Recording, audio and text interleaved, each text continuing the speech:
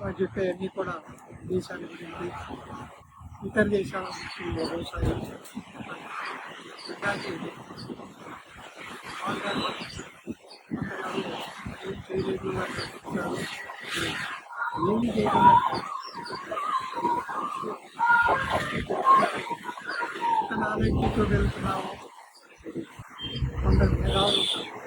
ఇలాంటి ఉన్నోళ్ళకి విధంగా ప్రాంతంలో ఆయన మేధాశక్తి ఎవరికి ఉంది, ఏ దేశస్తులు అక్కడ ఆయనకి నైతిక కుటుంబంలో జన్మించిన రంగాజీకి ఇంత మేధాశక్తి అసలు ఉంది. ఏ లోపం లేకుండా కుటుంబాలతో మీరు ఇక్కడ గుడ్డోళ్ళ ముందు జరుగుతుందని ఖర్చులైన డబ్బులు పుస్తకాలు అంటూ ఉంది. కానీ దేశంలో పార్టీ నడిచి దేశంలో అంతా తిరగాలంటే ఇది దొరికితే ఈ కార్డులు అనేవి ఉండేవి ఇప్పుడు అక్కడ చోట్ల కనీసం 50 రాయకుండా ఏ రోజు పోస్ట్ చేయకుండా ఉండరు. అన్ని ప్రాంతాల కార్యకర్తలకు, ముఖ్యమైన మనుషులకి లెటర్స్ రాయాల్సిందే. లెటర్స్ రాసిన తర్వాత కూడా చాలా సైడ్ ఐటమ్ కూడా అలవాటు. ఆ విధంగా శ్రమించేవారు.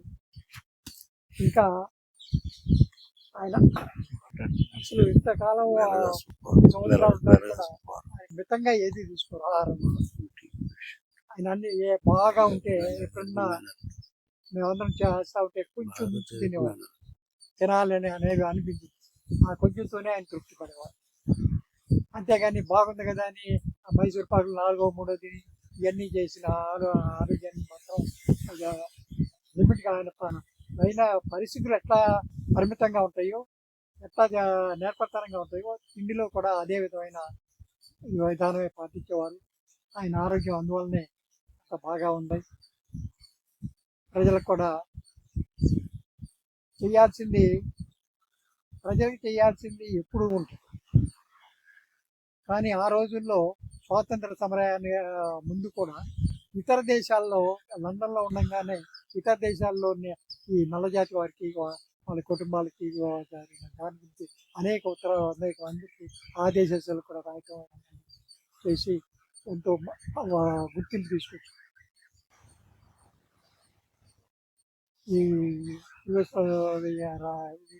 యుగోస్లోవేకియాలో కూడా ఒక రైతు నాయకుడు రంగాజీ లాగా ఆ దేశానికి రైతులకు సంబంధించిన నాయకుడు. ఆ నాయకుడు వచ్చినప్పుడు కూడా రంగాజీ అక్కడ ఎంతో గౌరవంగా ఆహ్వానించి నిడుపులు కూడా తీసుకొచ్చి నిడుపుల్లో అమ్మ నాన్నగారు వాళ్ళందరితో కూడా చేశారు. ఇప్పుడు రంగాజీని గురించి చెప్పుకునేంత నాలెడ్జ్ మనకు లేదు.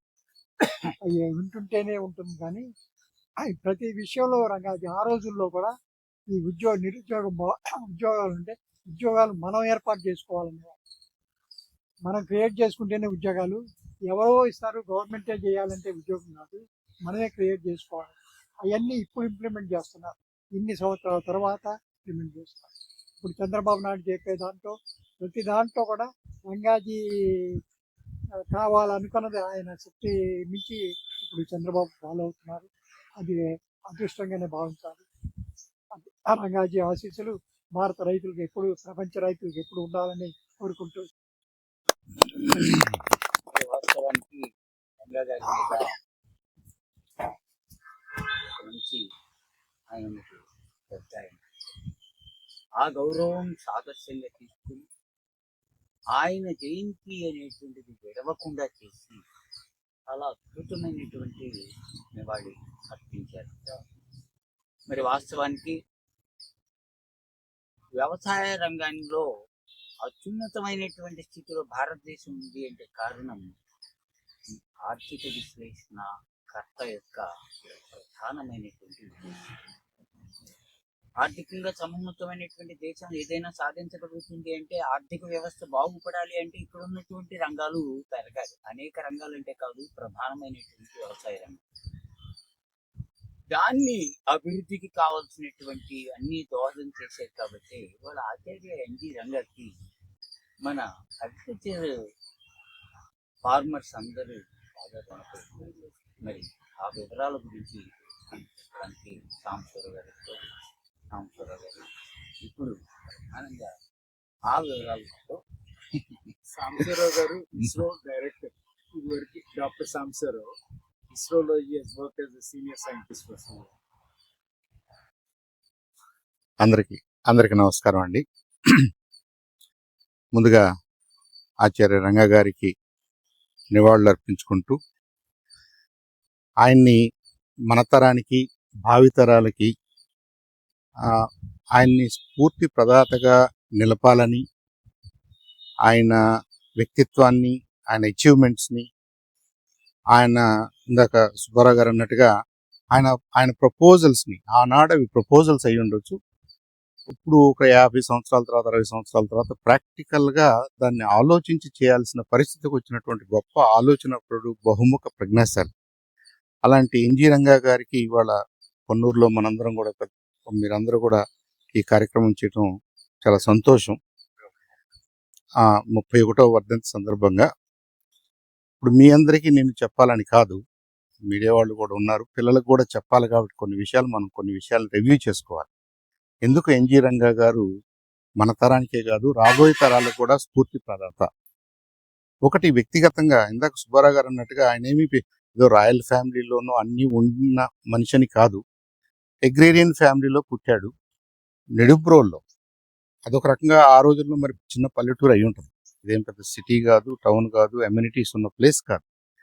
ఒక మారుమూల గ్రామంలో వ్యవసాయ కుటుంబంలో పుట్టినటువంటి రంగా గారు చదువుకున్నారు.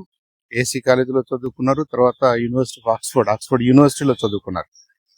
ఏం చదువుకున్నారు ఆయన? అందరిలాగా వృత్తి కోసం చదువుకోవడం కాకుండా ఎకనామిక్స్ చదువుకున్నారు.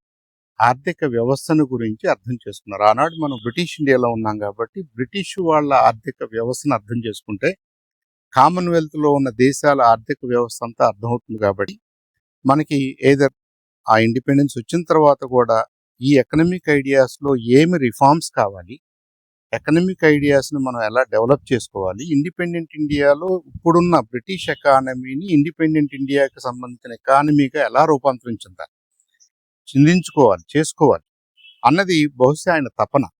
అందుకని ఆయన ఎకనామిక్స్లోకి వెళ్ళిన తర్వాత అక్కడ నుంచి మళ్ళీ ఇండియాకి రావడం, ఇండియాలో కొన్నాళ్ళు టీచ్ చేయటం ఆ సబ్జెక్ట్ని. అప్పుడే ఆచార్య అనే టైటిల్ ఇచ్చారని అంటారు, మనందరం మామూలుగా అనుకుంటాం కాబట్టి, గురువు గారు ఆచార్య గారు అంటాం కాబట్టి.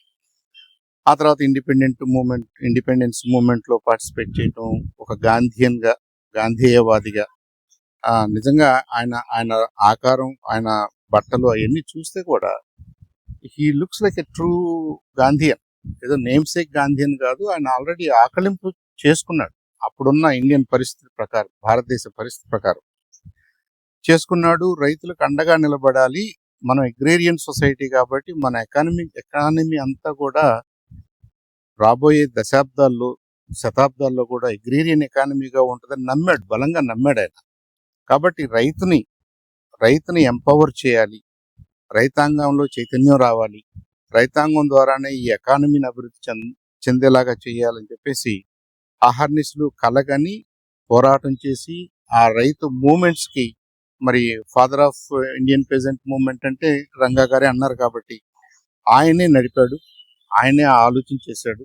అదేదో భారతదేశం మన ఆంధ్రప్రదేశ్ వరకు అని అనుకోవటం పొరపాటు. ఐ థింక్ ఇండియాలో ఉన్న అగ్రేరియన్ లీడర్స్లో ఫార్మర్స్కి, పెజెంట్స్కి సంబంధించిన లీడర్షిప్ ఇవ్వటంలో ఆయన ఫోర్మోస్ట్ లీడర్గా నిలబడ్డాడు అనటంలో ఎలాంటి సందేహం లేదు.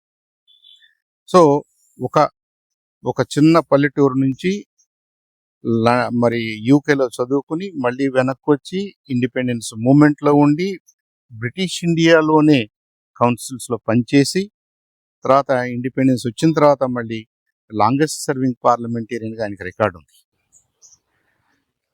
ఇదంతా అసలు ఎలా సాధ్యమైంది, ఒక సాధారణ మనిషికి ఇదంతా ఎలా సాధ్యమైందని ఇందాక సుబ్బారావు గారు కూడా ఒక క్వశ్చన్ పోజ్ చేశారు. ఐ థింక్ జనరల్గా ఏమనుకుంటామంటే మనకు ఆన్సర్స్ దొరకనప్పుడు, అది మన వల్ల కాదులే అనుకున్నప్పుడు నేచర్స్ గిఫ్ట్ అనో గాడ్స్ గిఫ్ట్ అనో అనుకుంటాం.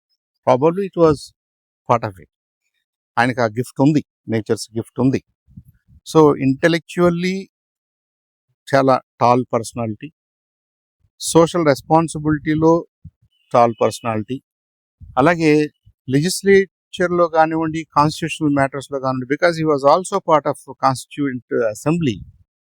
అగ్రేరియన్ విషయాల్ని, అగ్రేరియన్ ఎకనామిక్స్ ని గురించి ఆయన వాయిస్ వినిపించాడు కాబట్టి ఇవాళ మనకున్నటువంటి రాజ్యాంగంలో కూడా ఆ ఎలిమెంట్స్ ని పెట్టుకోగలిగాం. ఆ ఎలిమెంట్స్ ఉన్నాయి కాబట్టి ఇప్పుడున్న ప్రభుత్వాలు వాటి మీద మళ్ళీ మళ్ళీ దృష్టి పెట్టాల్సి వస్తుంది. కొత్త కొత్త రిఫార్మ్స్ చేయాల్సి వస్తుంది. ఆ రోజున ఆయన పెజెంట్స్ అన్నాడు, ల్యాండ్ లార్డ్స్ అనలేడు. ఇవాళ కూడా అది సమస్యగానే ఉంది మనకి. మనం రైతులకు ఏదో ఒకటి చేయగలుగుతున్నామేమో కానీ నిజంగా పొలాల్లో పనిచేస్తున్నటువంటి రైతులు, కౌలుదారులకి ఇవాళ కూడా సమస్యగానే ఉంది. అలాంటి ఐడియాస్ అన్ని ఆయన మాట్లాడాడు, ఆ రోజునే మాట్లాడాడు. ఎవరైతే వ్యవసాయం చేస్తారో వాళ్ళ గురించి మాట్లాడాడు, ల్యాండ్ లార్డ్స్ గురించి మాట్లాడాడు. In fact his fight was against landlords and zamindari వ్యవస్థ. జమీందారీ వ్యవస్థ, మీరు భూమిని మీ చేతిలో పెట్టుకోవద్దండి, మీరు గవర్నమెంట్, మీరంటే గవర్నమెంటే కదా. జమీందారీ వ్యవస్థ అంటే part of government. Government should not control agriculture. గవర్నమెంట్కి ఆ పాత్ర ఉండకూడదు. వాళ్ళు రైతాంగాన్ని, రైతుల్ని ఎవరైతే పొలాల్లో పనిచేస్తున్నారో వాళ్ళని ఎంపవర్ చేయాలని చెప్పేసి ఆయన తప్పించాడు. యాజ్ ఎ పార్లమెంటేరియన్ ఆయన అదే మాట్లాడాడు. కాబట్టి not only in Andhra Pradesh, across our మన కంట్రీ అంతా కానీ, అలాగే మిగతా దేశాల్లో కూడా ఎక్కడైతే కామన్వెల్త్ ఇన్ఫ్లుయెన్స్ ఎక్కువగా ఉందో, ఎక్కడైతే రైతాంగం సమస్యలు ఎక్కువగా ఉన్నాయో, I think he was definitely a person they all revered and referred to. అలాంటి మేధావి, అలాంటి మంచి రచయిత, మంచి పార్లమెంటేరియన్, మన ప్రాంతం వాడు, మన ఊరు వాడు కావటం అనేది నిజంగా మనందరికీ గర్వకారణం. మీరు ఎక్కడి నుంచి అంటే గుంటూరు అనేసరికి ఒకటి రెండు పేర్లు డెఫినెట్గా గుంటూరులో ఏముంది, గుంటూరులో ఎన్జి రంగా గారి కంటే నా ఉద్దేశం ఎవరికన్నా ఇబ్బంది అనిపిస్తుందేమో కానీ అంతకంటే టాల్ పర్సనాలిటీ మనకు కనపడు, సో అలాంటి మహానుభావుడికి మీ అందరి సమక్షంలో మరొకసారి మనం నివాళులర్పించుకుంటూ రాబోయే తరాలకి ఆయన స్ఫూర్తిని మీరు అందజేసే విధంగా కార్యక్రమాలు చేయడానికి చేస్తున్నందుకు మీ అందరికి కూడా ధన్యవాదాలు తెలియజేసుకుంటూ ధన్యవాదాలు. జోహార్ ఎన్జి రంగా, జోహార్. రామేశ్వరరావు గారు చెప్పినట్టు గారు ప్రొఫెసర్గా కాలేజీలో చేస్తున్నప్పుడు ఆయనకి ఆచార్య అని పేరు వచ్చింది. అక్కడి నుంచి ఆయన స్వాతంత్ర పోరాటం చేస్తున్నప్పుడే 35లోనే ఆధునిక రాజ్యాంగ విధానాలు అని పుస్తకాలు రాశారు. అవి చాలా కనపడలేదు, కాకినాడలో వచ్చేది. వాటిలో అసలు మనకి ఇండిపెండెన్స్ వస్తే తర్వాత మనం ఎలా లెజిస్లేషన్, పార్లమెంట్ ఇవన్నీ ఎట్లా ఫామ్ చేసుకోవాలి, ఎవరు రైతులు ఎట్లా ఎడ్యుకేట్ అవ్వాలని చాలా బాగా రాశాడు. దాంట్లో అది మీరు సుబ్బారావు గారు చెప్పినట్టు ఎవరైనా రైతు బిడ్డగా మనం అందరికీ పెట్టాలి కానీ మనం వెళ్ళి ఉద్యోగం చేయడం అనేది. రామారావు గారికి పిలిచారు, ప్రైమ్ మినిస్టర్ చీఫ్ మినిస్టర్ అయినాక ఢిల్లీ వెళ్ళి రంగా గారిని కలుస్తాకి వెళ్తే, రంగా గారు మీ చదువు వల్లనే నేను సీఎం అయ్యా అంటే ఆయన అటు ఇటు చూసి ఎవరిని విన్నారో కానీ ఏంటి ఇచ్చేస్తున్నారు అంటున్నాను. అంటే అవునండి, మీరు ఆ రోజు మీరు ఉద్యోగం కోసం ఇచ్చాను, మీరు ఏదైనా గవర్నమెంట్ ఉద్యోగం ఇస్తే అదే గవర్నమెంట్ ఉద్యోగం అట్లాగే ఉండేవాడిని, మీరు రైతు బిడ్డ అయి ఉండి నువ్వు ఉద్యోగం ఏంటయ్యా, వెళ్ళి ఏదైనా చెయ్యని చెప్పారు, వ్యాపారం చేసి 10 నలుగురికి అన్నం పెట్టమన్నారు. అట్లానే నేను మెల్లగా వెళ్ళి అలా అలా మెడ్రాస్ చేరాను అని ఆయన చెప్తా వచ్చారు. ఆయనకి రంగా గారికి చెప్తారు. ఇంకొకటండి, నా ఉద్దేశం ఆ తరంలో వాళ్ళు ప్రత్యేకంగా పుస్తకాలు రాయాలని అనుకుని ఉండరేమో కానీ రోజువారీగా కమ్యూనికేషన్స్ లో ఆ చిన్న ఉత్తరాల్లోనే వాళ్ళ ఐడియాస్ ఉంటాయి. అందుకని దురదృష్టం ఏంటంటే మనకు అంత ఆర్కియలాజికల్ ఫెసిలిటీస్ లేవు కాబట్టి ఆ ఉత్తరాలను కలెక్ట్ చేసి దాన్ని కొల్లేట్ చేసి దాంట్లో నుంచి సమ్మరీని తీసే అవకాశం లేదు ఇప్పుడు మనకి. కొన్ని ఉత్తరాలు పుష్పరూపేణ వచ్చాయి, ఉన్నంత వరకు ఇచ్చారు. చాలా అన్ని భారతీయ గారు చాలా జాగ్రత్త చేసినా దాన్ని సరిపోయే అది మన దగ్గర లేదు. ఎక్కడ పెడితే అక్కడ చదవబడుతుంది. అంటే అది కూడా ఎవరెవరికో రాసుంటారు. ఆయన ఒక అంశం మీద ఉత్తరం రాశారనుకోండి, ఎక్కడో బీహార్ లో ఉన్న ఒక జరిగినాక వచ్చేసినాక ఆయన జనక ఏదైనా ఐడియా వస్తాయి వెంటనే రాసేసి ఇందిరాగాంధీ పంపిస్తారు. రాత్రి మళ్ళీ నెక్స్ట్ మార్నింగ్ 5 o'clock ఆమె దగ్గర నుంచి మళ్ళీ రిప్లై వచ్చారు. అట్లాగే బోత్ ఇందిరాగాంధీ గారి దగ్గర నుంచి రాజీవ్ గాంధీ ఇద్దరి దగ్గర నుంచి అట్లాగే వచ్చాయి. నేను సూపర్ రోజులో కొన్ని రోజులు ఆయన దగ్గర ఉండేవాడు ఢిల్లీలో. డెఫినెట్లీ హీ వాజ్ మార్నింగ్ కి రిప్లై వచ్చేసారు. అంటే ఆ సీరియస్నెస్, ఆ సబ్జెక్ట్ లో ఉన్న idea, definitely will consider, definitely will do this అని అన్ని పాజిటివ్ రిప్లైస్ వచ్చాయి. ఇప్పుడు కూడా మనకి కొత్తగా ఉన్న ఐడియాస్ 60-70 ఇయర్స్ బ్యాక్ వాళ్ళు ప్రపోజ్ చేశారండి. అదే కదా దూరదృష్టి అంటే. Presents okay. ఈ 7 నుంచి 92 ఎండ్ వరకు ఉన్నాను. 80 నుంచి 2016 దాకా. మీరు అక్కడే ఉండుంటారు. నేను 6 ఇయర్స్ అట్లా చేసి యూఎస్ వెళ్ళిపోయాను. మాది వేటపాలెం, వేటపాలెం. తుండూరు మండలం. అవును తెలుసండి. మరి ప్రత్యేకించి రంగా తాతయ్య నివాళి అర్పించడానికి వచ్చిన అయిన తర్వాత మీరు సభను చేసి మీ అనుభూతి చెప్పండి.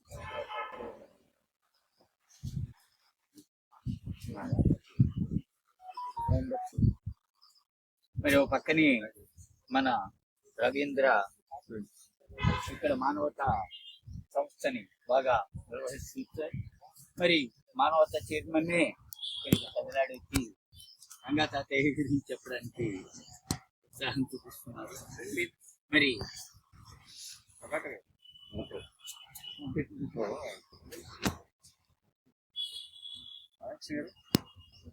మీరు మాట్లాడండి. ఎక్కడి నుంచున్నా పర్లేదు, అక్కడి నుంచి అక్కడి నుంచి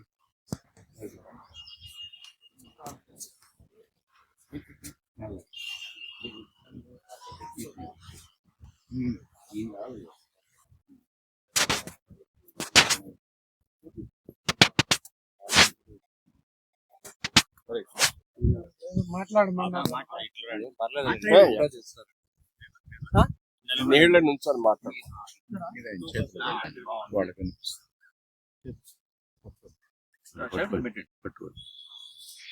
పెట్టుకోవాలా?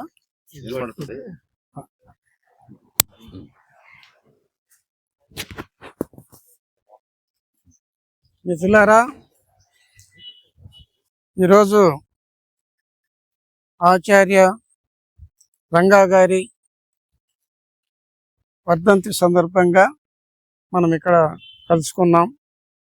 ఆ మహనీయులు వాళ్ళు భారత జాతికి చేసిన సేవలు యావత్ జాతి గుర్తుంచుకునే విధంగా, చరిత్రలో నిలిచిపోయే విధంగా, భారతదేశానికి వెన్నెముకైన రైతు కష్టాలు పడకూడదు, రైతు బాగుండాలా అనే చెప్పి వాళ్ళ జీవితాలను త్యాగం చేసిన మహనీయులు ఆ గడ్డ మీద పుట్టడం మన అదృష్టంగా మనం భావించాలి. అటువంటి మహోన్నతమైన వ్యక్తులు సమాజంలో నేటి తరంలో కరువైపోతున్నారు. అటువంటి వాళ్ళ ఆదర్శాలను మనం యువతకు చెప్పాలి. మరింతమంది సన్మార్గంలో నడిచేటట్లు మంచి సమాజాన్ని మనందరం కూడా తయారు చేయాలి. కాబట్టి ఆ రంగా గారు ఏ లోకాల్లో ఉన్నా కూడా ఆయన ఆత్మకు, పవిత్ర ఆత్మకు శాంతి చేకూరాలని ఆ భగవంతుని మనస్ఫూర్తిగా కోరుకుంటూ సెలవు తీసుకుంటున్నాం. మన మానవత మొట్టమొదటి మీటింగ్ పెట్టి అవును, వాళ్ళ ఇంటికి కూడా పోయినాం కదా సార్, వాళ్ళ ఇంటికి. మరి ప్రత్యేకించి మరి ఇంకొక ఉన్నతి, నిన్నగాక మొన్ననే మొక్కలు పాతాం. 5వ తారీఖు పర్యావరణ దినోత్సవం సందర్భంగా పర్యావరణ పరిరక్షణ ప్రధాన ఉద్దేశంగా వెళ్తున్న గురుబాలుకి మరి వాళ్ళు వచ్చి మనకి డంపింగ్ యార్డ్ ఉంది. డంపింగ్ యార్డ్ మొత్తము కూడాను గార్డెన్ చేయడానికి, చక్కటి పార్క్ చేయడానికి గవర్నమెంట్ ఇప్పుడు నిశ్చయించుకుంది. కానీ ముందస్తుగా మనం వెళ్ళి తయారు చేయడం అనేటువంటి 2 సంవత్సరాల నుంచి ఒక ఆనవాయితీ పెట్టుకున్నాం. మొన్న పర్యావరణ దినోత్సవం రోజు వచ్చి మానవతా చేయుత, ఎవరికైనా ఏదైనా హెల్ప్ చేస్తే ఎప్పుడు చెయ్యాలి ఎదుర్కొంటా వాళ్ళు. మొక్క పెడితే ఆక్సిజన్ నువ్వు చెప్పకుండా వాడి ముక్కుకి చేరుతుంది.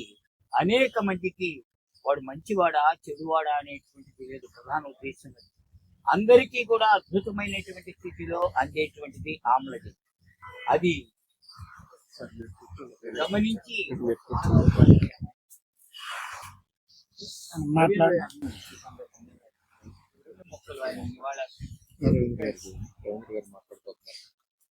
రంగాజీ 31వ వర్ధంతి సందర్భంగా ఇచ్చేసిన పెద్దలందరికీ, వైస్ ఛాన్సలర్ గారికి, సైంటిస్టులకి, మానవత రామచంద్రారెడ్డి గారికి, ఆంజనేయులు గారికి, సైంటిస్ట్ సాంసరావు గారికి మరి వారి కుటుంబీకులందరికీ కూడా నమస్కృతులు తెలుపుకుంటూ మరి ఈ కార్యక్రమము ప్రతి సంవత్సరం జరుగుతూ ఉంటుంది. మరి రంగాజీ సేవల గురించి కూడా మనందరికీ ఆ రోజుల్లో ఉన్న వ్యక్తులకి ప్రత్యక్షంగా తెలిసి పరోక్షంగా మనం తెలియజేయాల్సిన బాధ్యత యువతరం మీద ఉందని భావిస్తూ ఈ కార్యక్రమం అనంతరం అందరూ చేసి వెళ్ళవలసిందిగా మనం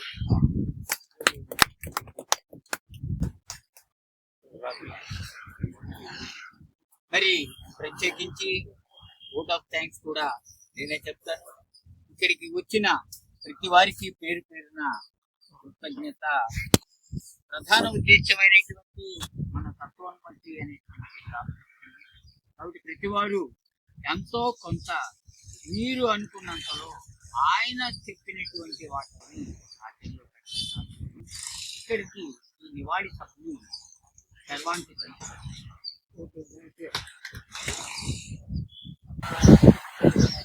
ఏ పిల్లలు చెప్పేది అవును వాళ్ళకి అర్థమయ్యే